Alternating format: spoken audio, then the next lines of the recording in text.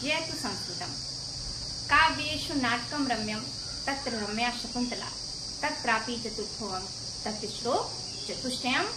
प्रथम अंक महाकवि कालिदास प्रणीतम अभिज्ञान शाकुंतलम को लेकर के पुनः आपके समक्ष मैं डॉक्टर वंदना, असिस्टेंट प्रोफेसर संत तुलसीदास पीजी कॉलेज कादीपुर सुल्तानपुर उपस्थित हुई हूँ। बच्चों, मैंने आप सभी को चतुर्थ अंक इसके पूर्व पढ़ाया है, उसके विषय में बताया है, श्लोकों की व्याख्याएं भी की है। आज इस प्रथम अंक को लेकर के आने का मेरा ध्येय है।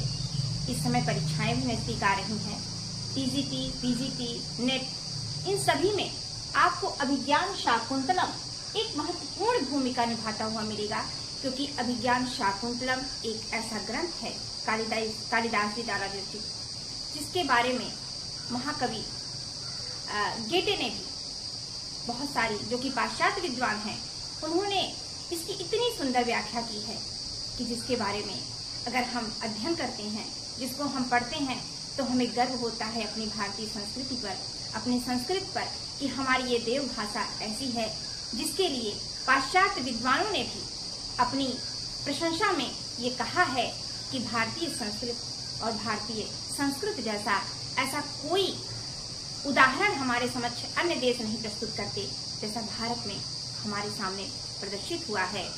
प्रथम अंक पढ़ने से पहले इसके मंगलाचरण की तरफ चलने से पूर्व हम ये कहना चाहते हैं कि जब हम किसी ग्रंथ का अध्ययन करते हैं तो उसके पूर्व उसकी रचना करने वाले महाकवि, उस नाटककार के बारे में कुछ न कुछ तो हमें जरूर अवश्य ज्ञान लेना चाहिए। हो सकता है इसके पूर्व जो भी पढ़ाया गया हो उसमें बहुत कुछ बताया गया हो, फिर भी संक्षेप में हम इस बात का अध्ययन तो जरूर करेंगे कि महाकवि कालिदास कौन थे। और जैसा कि हम जानते हैं कि हमारे पूर्व कवियों ने कभी भी अपने विषय में ऐसा कुछ कहना नहीं चाहा है, क्योंकि उनको कहीं न कहीं लगता था कि अगर हमने अपने विषय में कुछ कह दिया तो शायद ये उनकी अहंकार हो जाएगी, या कह सकते हैं कि उन्हें अपने गुणगान को अपने मुंह से कहना उचित प्रतीत नहीं हुआ। तो हम मात्र, ध्यान दीजिएगा, मात्र किंवदंतियों का ही आश्रय ले सकते हैं।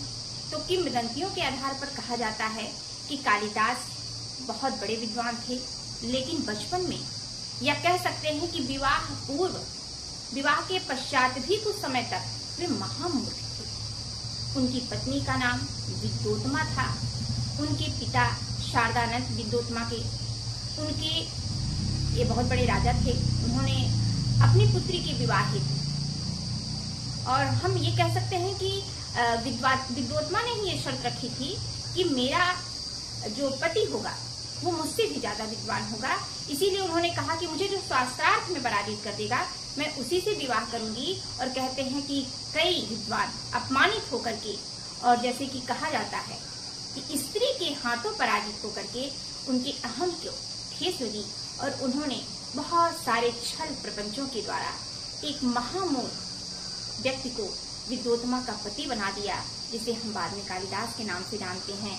कहते हैं विवाह पश्चात जब उन्हें उनकी मूर्खता का ज्ञान प्राप्त हुआ तब उन्हें बहुत कष्ट हुआ, और उन्होंने कालिदास जी को घर से बाहर निकाल दिया।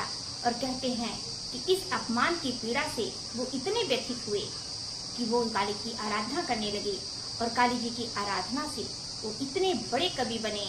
और वो जब घर वापस लौटते हैं तो अपनी पत्नी से कहते हैं कि कपाट को खटखटाते हुए कहते हैं, अनावृतम कपाटम द्वारम देहि।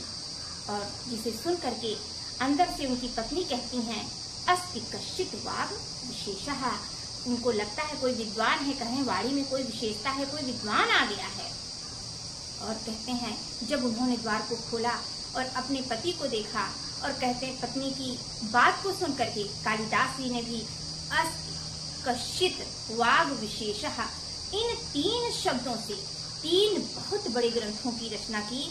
जैसा कि अस्ति, आपने कुमार संभवम को देखा होगा, उसको पढ़ा होगा। कुमार संभवम में अस्ति स्तुतिश्याम कह करके उन्होंने प्रारंभ कर दिया है महाकाव्य का। उसके पश्चात मेघदूतम, कश्चित कांता विरह गुरुनाम कहकर उन्होंने कश्चित को लिखा है। और उसके पश्चात रघुवंशम वाग विशेषः को वागार्थाव्यु संपृक्तो, इस प्रकार हम देखते हैं कि कालिदास जी ने इन 3 पंक्तियों के द्वारा 3 ग्रंथों की रचना कर डाली, लेकिन इसके साथ ही साथ उन्होंने ऋतु संहार, मालविकाग्निमित्रम और उसके पश्चात हम कह सकते हैं कि अभिज्ञान शाकुंतलम की जो रचना की है उसमें तो उन्होंने अपने विद्वता का पूरा सार ही उड़ेल दिया है। सिर्फ एक ऋतु संहारम ऐसा है कि जहां हम कह सकते हैं कि थोड़ा बहुत त्रुटियां हुई हैं। वैसे भी हम मनुष्य हैं, मनुष्य से त्रुटियां होना तो निश्चित है, और वो भी उनका पहला ग्रंथ था। लेकिन उसके बाद के सारे ग्रंथों का जब हम अध्ययन करते हैं तो हमें प्रतीत होता है कि कालिदास जी की विद्वता, उनको समझना एक ऐसा दर्शन है जिसके लिए हमें आंतरिक अपनी सारी विद्वता को लगाना पड़ेगा, तब हम कहीं जा करके कालिदास जी के दर्शन को समझ सकते हैं। वो सिर्फ श्रृंगार रस के बहुत बड़े कवि नहीं है, वो दर्शन के भी बहुत बड़े कवि है।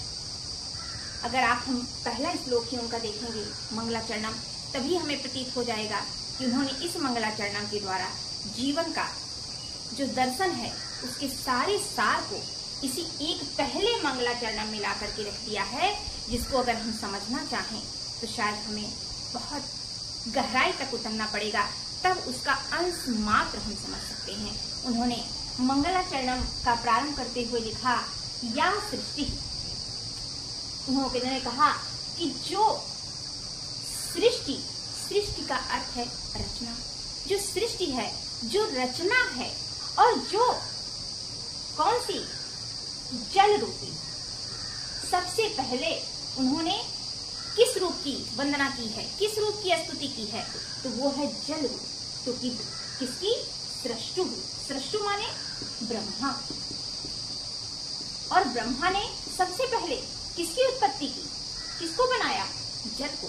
तो जिन्होंने जल रूपी सृष्टि की सबसे पहले रचना की है, और ये श्लोक इन्होंने समर्पित किसको किया है, अपने आराध्य भगवान शिव, जिसकी हर जगह वंदना करते हुए, चाहे वो मेघदूतम हो, चाहे वो रघुवंशम हो, हम जिस भी ग्रंथ को उठाकर देख लें, हमें ये प्रतीत हो जाएगा कि उन्हें कहीं न कहीं हमें शैव कहना पड़ेगा, क्योंकि उन्होंने शिव की ही वंदना की है, शिव ही उनके आराध्य हैं, और जो शिव को आराध्य मान ले उस व्यक्ति की महिमा को तो हम कभी कह ही नहीं सकते हैं।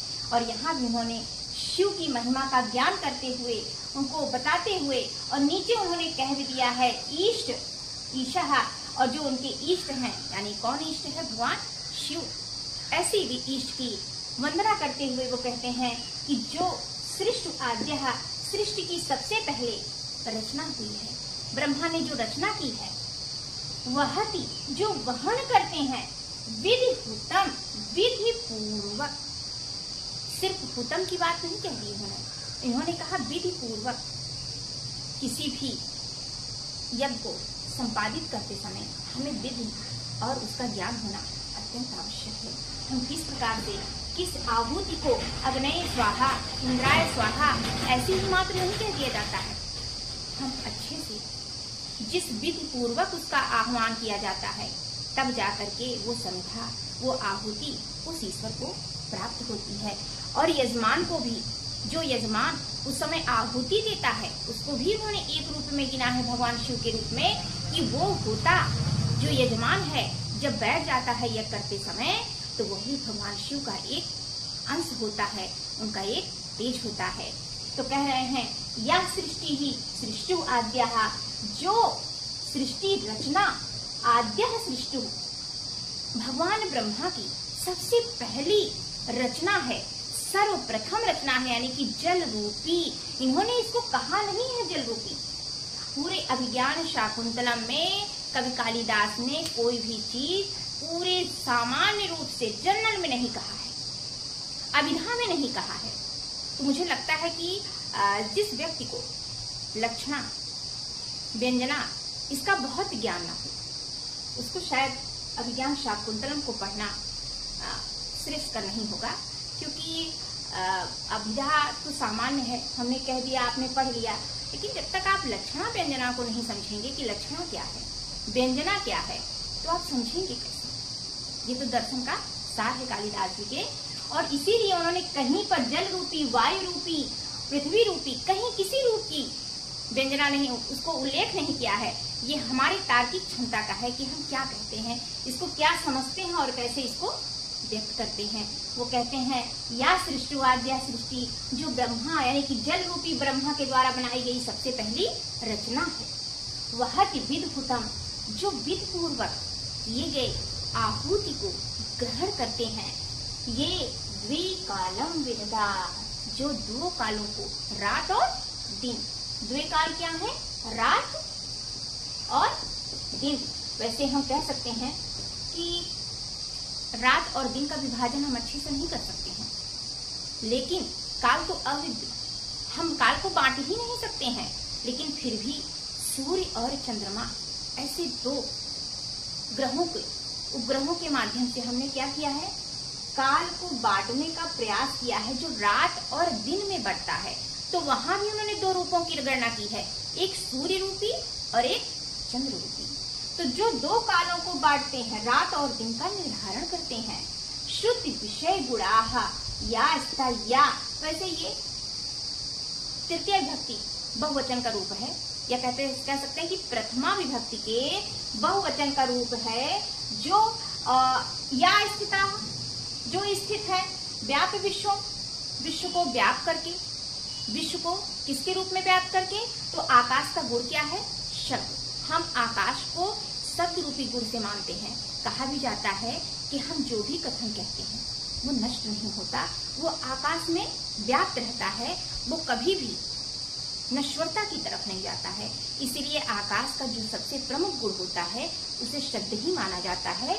तो कह रहे हैं कि श्रुति विषय गुणा, जो श्रुति विषयक गुण के द्वारा समस्त आकाश को व्याप्त किए हुए है। याम आहु, और जिसको कहा जाता, आहु में का अर्थ है कहना, जिसको कहा जाता है सर्व बीज प्रकृति इति गया, अर्थात सर्व बीज प्रकृति इति संपूर्ण। अब यहाँ हम कह सकते हैं याम, वह जो कि कही जाती हैं, क्या कही जाती हैं, सर्व बीज प्रकृति, संपूर्ण प्रकृति का बीज।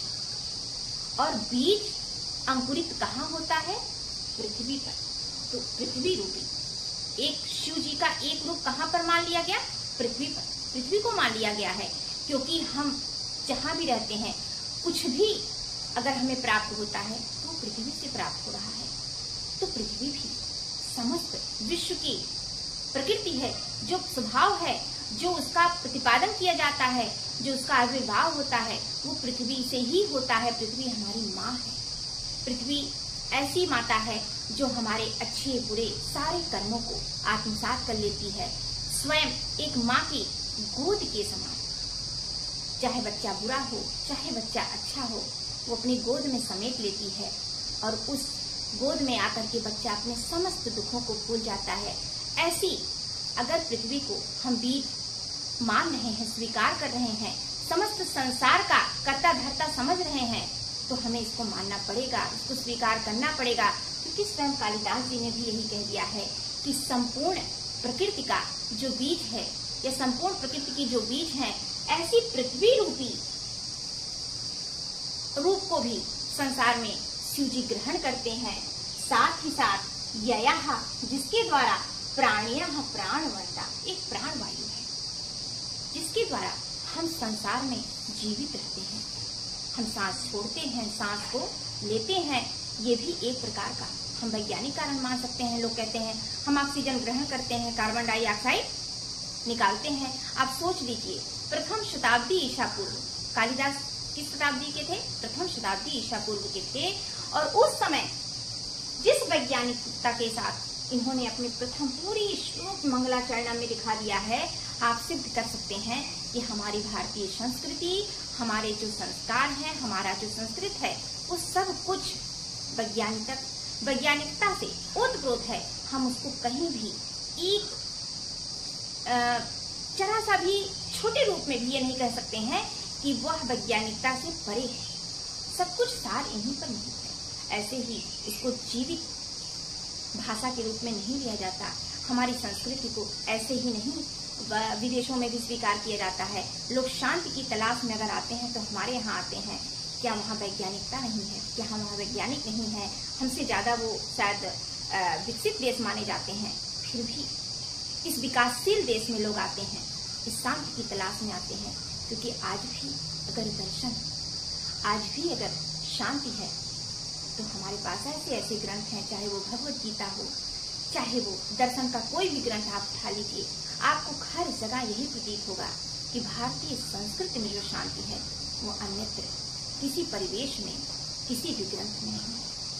आगे हम फिर देखते हैं, कह रहे हैं कि प्राणिनां प्राणवन्तः, जिससे समस्त प्राणी प्राणों से युक्त हैं, सांस लेते हैं, प्रश्वास लेते हैं। फिर कह रहे हैं प्रत्यक्षाभि, प्रत्यक्ष दिखने वाले, प्रत्यक्षम किम प्रमाणम। दर्शन भी तो यही कहता है कि जो चीज प्रत्यक्ष है, हम तो वैसे भी सगुण रूप उपासक हैं, तो हम तो प्रत्यक्ष कहेंगे ही। प्रत्यक्षाभि, प्रत्यक्ष दिखने वाले, प्रपन्नाः, प्राप्त होते हैं तनु भी, तनु से, अंगों से, शरीरों से, और इस शरीर से जो कि अष्टाः, किस प्रकार की है? अष्टा यानी कि 8 प्रकार की है।